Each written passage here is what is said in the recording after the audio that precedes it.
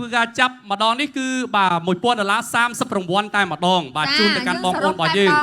បាទអញ្ចឹងបាទយើងរកចាំបាទអត់មើលជាបន្តទៀតបាទសម្រាប់បងប្អូនដែលគាត់បានដាក់ស្លឹកឆ្នោតជាពិសេសគូស្វាមីភរិយាថ្មីថាតើគូណាដែលគាត់មានសំណាងជាងគេទឹកប្រាក់$1000ចំនួន50រង្វាន់នេះបាទ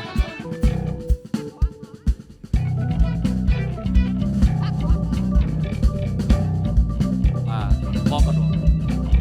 អត់ទេបង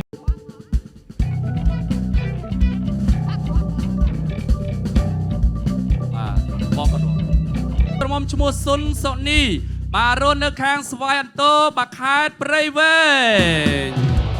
បន្តទៀតកូនកំឡោះឈ្មោះញេកឆៃលេងបាទកូនក្រមុំឈ្មោះវីស្រីការស់នៅខាងស្រុកដំបែខេត្តត្បូងឃ្មុំ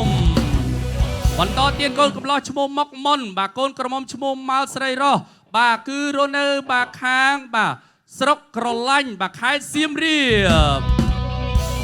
បជូនថានេះគឺជារង្វាន់អាពាហ៍ពិពាហ៍អស្ចារ្យ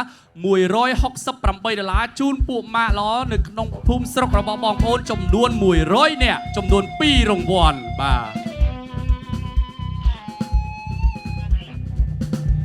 សម្រាប់អ្នកដំបងនេះបានទៅលើ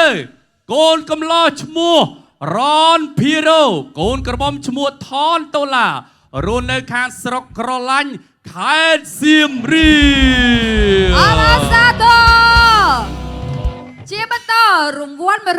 $168ជូនទៅដល់ពួកម៉ាក់ល្អចំនួន100នាក់បានទៅលើគូស្វាមីភរិយាថ្មីកូនកំឡោះឈ្មោះលេងចន្ទធីកូនក្រមុំឈ្មោះសនស្រម៉ាច់ក្រហមមកពីស្រុករុកគិរីខេត្តបាត់ដំបងអរសាទរគូស្វាមីភរិយាថ្មីដែលគាត់បានឈ្នះរង្វាន់ទាំងរង្វាន់ទឹកប្រាក់$1000ក៏ដូចជារង្វាន់បាទ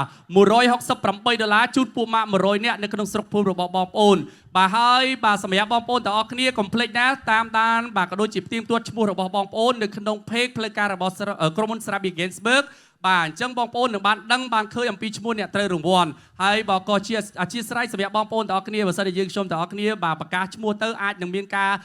ខុសតិចតួចបាទឬមួយក៏អីចឹងទៅបងប្អូនក៏អធិស្ឋានយើងមានការផ្ទៀងផ្ទាត់ជាបន្តទៀតជាមួយនឹងក្រុមការងារអរគុណទៅដល់ Mr. Julian ក៏ដូចជាអរគុណទៅដល់ក្រុមការងារបាទដែលតំណាងរបស់ក្រុមហ៊ុន Serabi Gainsburg បានឡើងមកផ្ដល់ជូននៅ